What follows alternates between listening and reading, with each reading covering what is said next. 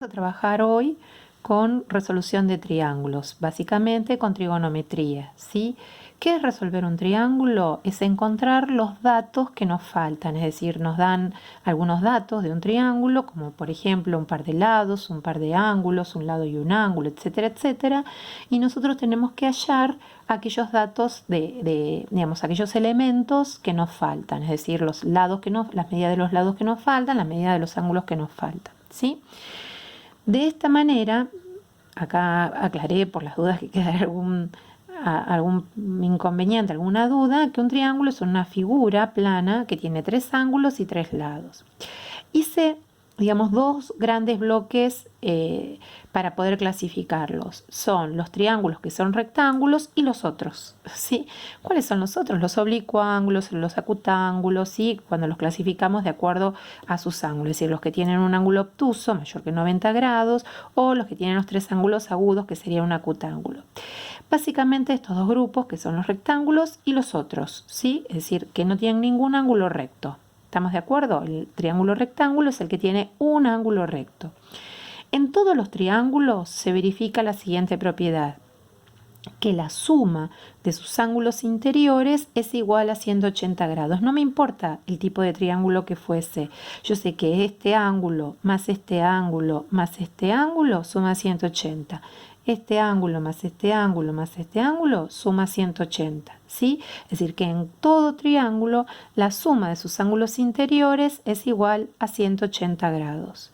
En en cualquier caso, en la suma de A más B más C es igual a 180 grados. ¿Estamos de acuerdo? Ahora, si estamos en el caso de un triángulo que es rectángulo, ¿qué va a pasar? La suma de los tres es 180, pero si tengo uno que mide 90, los otros dos, ¿cuánto miden? 90. Es decir, que si A mide 90, por ejemplo, como fuese este caso, B más C mide 90. Es decir, que estos dos ángulos se dice que son complementarios, ¿sí? Es lo que le falta para llegar a 90 cada uno de ellos, del otro.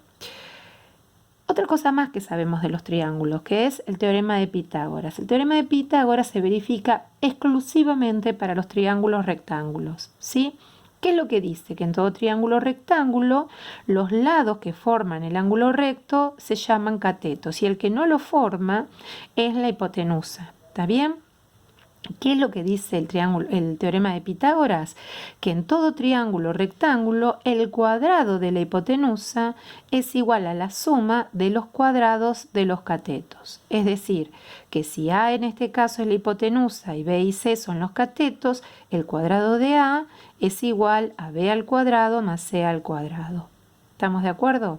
Ahora bien, esto nos relaciona los lados entre sí. Solamente para los triángulos rectángulos, repito, solamente para los triángulos rectángulos. Y esto nos relaciona los ángulos entre sí. Es decir, que si a nosotros nos dan los ángulos de un triángulo, no sabríamos cuánto miden los lados. O si nos dan los lados de un triángulo, no sabemos cuánto miden los ángulos. Pues sabríamos, bueno, si es rectángulo, uno mide 90, ahora los otros dos no sabemos. Entonces, para poder vincular estas dos magnitudes, los ángulos y los lados, aparecen las razones trigonométricas. ¿Y qué son las razones trigonométricas? Allá en la antigüedad, los griegos se dieron cuenta que en cualquier triángulo, pero ellos trabajaron, en realidad las razones trigonométricas surgen a partir de las razones entre los lados de un triángulo rectángulo, ¿sí? Entonces, en un triángulo rectángulo podemos tener 6 razones posibles. Razones es una división en la medida de un lado y el otro. Entonces, por ejemplo, podríamos tener, no sé, B sobre A, C sobre A, B sobre C, A sobre B, A sobre C, C sobre B. No hay más. Son las 6 posibilidades que hay de combinar estas razones. Y eso está acá, ¿sí? Por ejemplo, decimos, digamos, ¿cómo podemos decir esto? Decimos, bueno, si yo digo, bueno, la razón está, B sobre A es cateto sobre hipotenusa, C sobre A también es cateto sobre hipotenusa. Ahora, ¿cómo diferencio una de la otra? Entonces lo que hago es, me paro en alguno de los ángulos agudos, ¿sí? Entonces, bueno, para el ángulo alfa, El cateto que lo forma junto a la hipotenusa es el cateto adyacente a alfa y el otro va a ser el opuesto a alfa. Si me paro en beta, el lado que lo forma, el cateto que lo forma junto con la hipotenusa, B, es el cateto adyacente a beta y el otro es el opuesto. Entonces, de esa forma, para el ángulo alfa, B va a ser el cateto opuesto a alfa y C va a ser el cateto adyacente a alfa. Si me paro en beta, C es el cateto opuesto y B es el cateto adyacente. Es como cuando nosotros decimos, bueno, izquierda y derecha. De izquierda y derecha depende para quién, ¿no? Digamos, donde uno se posicione. Esto es lo mismo, será opuesto o adyacente, depende del ángulo en donde nosotros nos paremos o estemos estudiando, referenciando. ¿Estamos de acuerdo? Entonces, de estas 6 razones posibles, por ejemplo, si yo digo, bueno, para el ángulo alfa, ¿esto qué es? Cateto opuesto a alfa, ¿quién es? B, la medida de B, sobre la hipotenusa, que es A. ¿Sí? Para el ángulo alfa, el coseno, se define así, es la razón entre el cateto adyacente a alfa y la hipotenusa. ¿Cuál es el cateto adyacente a alfa? C. O sea, C sobre A. ¿Y la tangente cuál es? Definieron con el nombre tangente a la razón entre el cateto opuesto a un ángulo, en este caso es B, es el opuesto de alfa, y el cateto adyacente a alfa es C. ¿Sí? Entonces, ¿qué descubrieron esta gente? Descubrió que la razón entre los lados no dependía de la medida de los lados, sino que dependía del ángulo. Por lo tanto, iba a ser una función del ángulo. Por eso nosotros decimos que el seno de alfa es igual al cateto opuesto sobre la hipotenusa.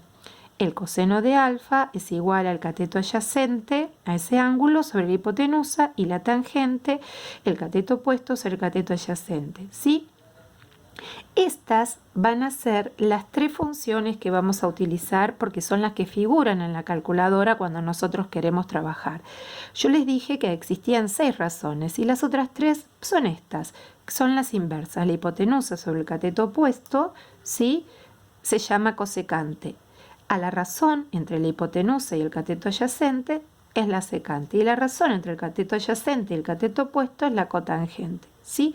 Es decir que si nosotros, por ejemplo, tomáramos un triángulo rectángulo y midiéramos este ángulo que mide, no sé, 30 grados, no me importan las medidas de los lados. Para un triángulo rectángulo donde tengo un ángulo que mide 30, la razón, es decir, la medida de este lado dividido la medida de este, cualquiera sean las medidas, la razón, o sea, el cociente entre la medida de este y la medida de este, va a ser siempre la misma. ¿Sí? Y a esa razón, a ese resultado de dividir esta medida por esta, se la llama seno del ángulo. ¿Está? Lo mismo el coseno y la tangente. ¿Qué hace la calculadora? Es, pongo el ángulo, ¿sí?, y me devuelve un número. Es decir, yo tengo ángulos y tengo números. En estos ángulos yo aplico cualquiera de estas 3 funciones o cualquiera de estas si las necesito, pero digamos la calculadora tiene en forma directa estas 3, aplico a este ángulo mediante un botón la función y me va a devolver un número. Así, por ejemplo, si yo quisiera calcular el seno de 30 grados, el seno de 30 grados, voy a ir a la calculadora, aprieto sin 30, o sea, el número 3 y 0, y me va a devolver un número. En este caso me va a devolver 0,5. Si quiero calcular el coseno de un ángulo, voy a apretar cos, el número, o sea, el número del ángulo, y también me va a devolver un número. ¿Estamos de acuerdo? Ahora bien, ¿qué hay que tener en cuenta para trabajar con la calculadora?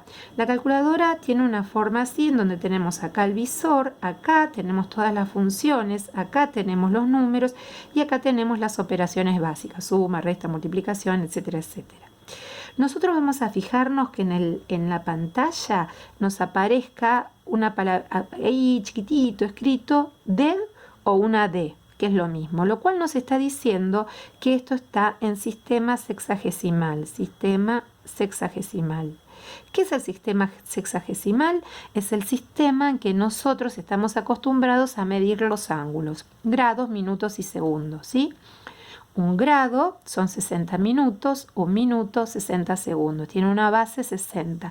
Es el mismo sistema con que medimos la hora. Una hora 60 minutos, un minuto 60 segundos. ¿Sí? Viene de la antigua Babilonia. Y nos sigue, digamos, lo seguimos sosteniendo a pesar de que nosotros para otras cosas tenemos un sistema decimal. ¿Existen otras formas de medir ángulos? Sí, por supuesto, está el sistema circular y el sistema centesimal. Nosotros para esta parte de resolución de triángulos nos vamos a manejar en sistema sexagesimal, con lo cual tenemos que fijarnos si que esto figure así. Si no figura así, lo tratamos de poner. ¿Qué es lo que aparece? Hay una teclita que dice mode, ¿sí?